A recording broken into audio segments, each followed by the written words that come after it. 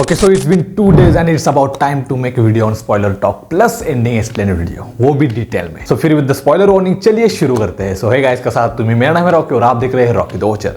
So movie चालू होती है एक जापान वाले पोर्ट के एक्शन सीक्वेंस के साथ, जहां वो इंटरनेशनल पैसे उसके पास क्यों नहीं आए वो देखने के लिए वो वहां गया होता है। वहां फिर एक इंसिडेंट होने के बाद कट होके हमें पुष्पा की निजी जिंदगी दिखाई जाती है, जहां वो अपने मस्त ऐशो आराम से जी रहा है अपने बाइकों के साथ, मतलब श्रीवल्ली के साथ, क्योंकि अब वो सिंडिकेट का मेंबर नहीं बल्कि बॉस बन गया है। फिर इंट्रो होता है भंवर सिंह शेखावत का, जो बहुत दिनों से साइलेंट था, तो सबको लग रहा था कि भाई वो छुप के बैठा है पुष्पा ने जो उसकी बेइज्जती की थी पार्ट 1 के एंड में उसके बाद। But little did they know कि भाई वो तैयारी कर रहा था पुष्पा को रंगे हाथों पकड़ने की। तो उसके इंट्रोडक्शन के साथ शेखावत पुष्पा के सब आदमियों को पकड़ के जेल में डाल देता है रंगे हाथों। बट क्योंकि पुष्पा सिर्फ बॉस नहीं बल्कि उनका भाई जैसा है, तो भाई पुष्पा खुद जाता है उनको छुड़ाने के लिए पुलिस स्टेशन में, और पुलिस स्टेशन को ही खरीद लेता है। आई मीन एकदम स्टाइल से। मतलब भाई तुम्हारी एज कितनी है, तुम्हारी सर्विस कितनी बची है और तुम घूस कितना लेते हो, सब मिला के अब तक जितनी भी घूस लोगे तुम फ्यूचर में, वो सब कैलकुलेट करके सिर्फ राउंड फिगर सबको पैसा दे देता है। बट ये तो सिर्फ फोर प्ले था। फिर पहली ईट लगती है स्टोरी जब पुष्पा की बीवी श्रीवल्ली उसका सीएम के साथ एक फोटो मांगती है घर में लगाने के लिए। अब देखो पुष्पा की फिलोसफी बहुत ज्यादा सीधी है कि भाई अगर उसकी बाइको ने कुछ उसको मांगती है तो वो दे देने, क्योंकि बाइको लोग कभी कुछ ज्यादा मांगते नहीं। तो वो विश पूरी करने के लिए वो जाता है सीएम के ऑफिस, बट सीएम फोटो लेने से मना कर देता है।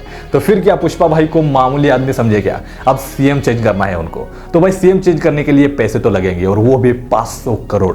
तो वो लाने के लिए वो एक बड़ी पार्टी से बातचीत करते हैं, अब डील्स फाइनल करता है। तो वो 1000 टन का कॉन्ट्रैक्ट लेता है पुष्पा। बट पुष्पा और शेखावत की दुश्मनी के कारण वो कॉन्ट्रैक्ट पूरा करने में देर लग रही होती है। तो सब सिंडिकेट मेंबर मिलकर एक डील करते हैं शेखावत से कि पुष्पा तुमसे माफी मांगेगा, सॉरी बोलेगा, और तुम अब से सिंडिकेट के मामले में दखल नहीं दोगे। तो फिर क्या शेखावत मान जाता है, डेट भी तय होती है, और पुष्पा आता है और सबके सामने सॉरी बोल भी देता है। बट पुष्पा बीइंग पुष्पा, वो घर जाते वक्त उसके अपने ही असूल अपनी अखड़ याद आती है। तो फिर से पीछे जाके शेखावत को पहले से ज्यादा ह्यूमिलिएट करता है और फिर डेर देता है कि भाई तुम मेरे माल का एक भी लकड़ी अगर पकड़ के दिखा दिया तो तब से वो सिंडिकेट छोड़ के दिहाड़ी और मजदूरी करेगा। तो फिर सब अपने अपने काम में लग जाते हैं, शेखावत सब जगह नाकाबंदी में और पुष्पा माल निकालने में। बट शेखावत का सब कुछ करना फेल हो जाता है और पुष्पा माल पहुंचा देता है जहां उसको पहुंचाना है, और पैसे भी मिल जाते हैं। तो फिर क्या सीएम चेंज हो जाता है, और इस चूहे बिल्ली का खेल अभी तक तो यही तक एंड होता है, और एक नई स्टोरी लाइन इंट्रोड्यूस करते हैं जो कि है पुष्पा की भांजी की किडनैपिंग।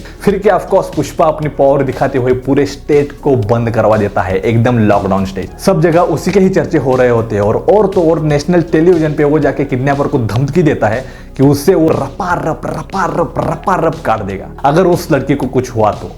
बट ट्विस्ट तो ये है कि भाई जिसने वो किडनैपिंग किया होता है वो कोई और नहीं बल्कि जिस मिनिस्टर से सीएम के पद की बात करी थी पुष्पा ने, उसी के भाई का बेटा होता है वो, और वो भी अकेला, मतलब वंश का दीपक ही होता है। तो उसे पूरी खुली छूट दे दी होती है। बट मिनिस्टर के वार्न करने के बावजूद पुष्पा उसे क्लाइमैक्स सीक्वेंस में मार देता है, और वो भी बहुत ही ज्यादा स्टाइल से। और सिर्फ उसके नहीं बल्कि उसके भाई को भी, जो उसके बच्चों को बचाने आया होता है। और उसके बाद movie was suppose to end with a conclusion, जो मूवी देती भी है उसके रिलेशनशिप को, जो हमें पहले मूवी से ही दिखाते आ रहे हैं कि भाई पुष्पा को कोई खानदान नहीं है, जो है उसे एक्सेप्ट नहीं करता, नाजायज मानता है। बट अब ये सब होने के बाद, उसकी भांजी को बचाने के बाद, उसका भाई फाइनली उसको एक्सेप्ट करता है और पुष्पा के भांजी की शादी के वक्त उसे बुलाता है।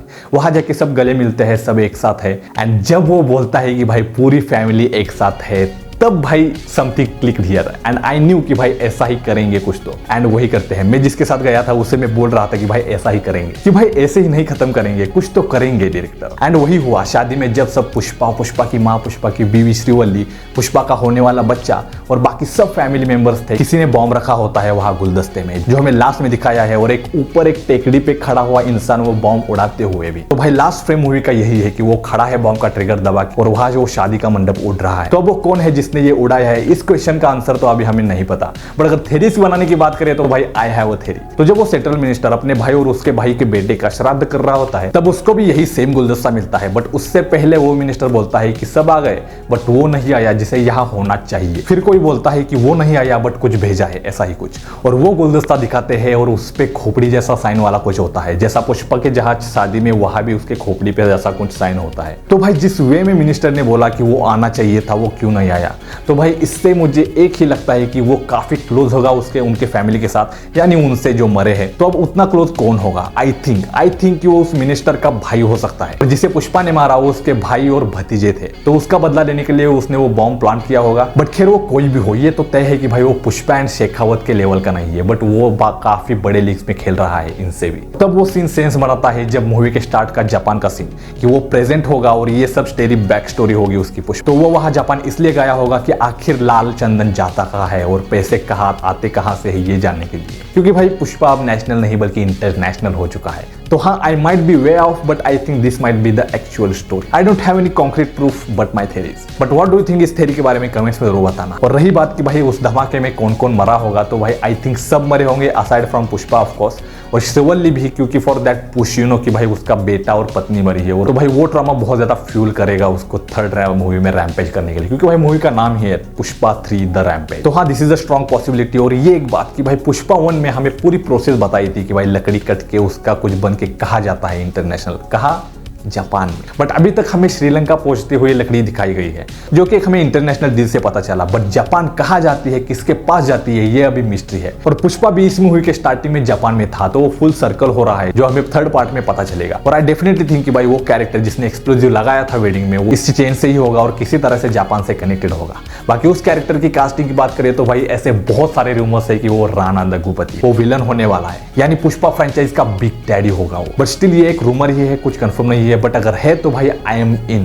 भाई मतलब Rana Daggubati as a villain, who don't want to see him. So I think this was the video। आपको कैसा लगा ये वीडियो कमेंट्स में जरूर बताना, और थेरी कैसी लगी मेरी कमेंट्स में जरूर बताना। और आपकी भी अगर कोई थेरी हो तो भाई please by all means comments में जरूर बताना। तो मिलते हैं नेक्स्ट टाइम, तब तक देखते रहिए रॉकी द वॉचर। जय हिंद।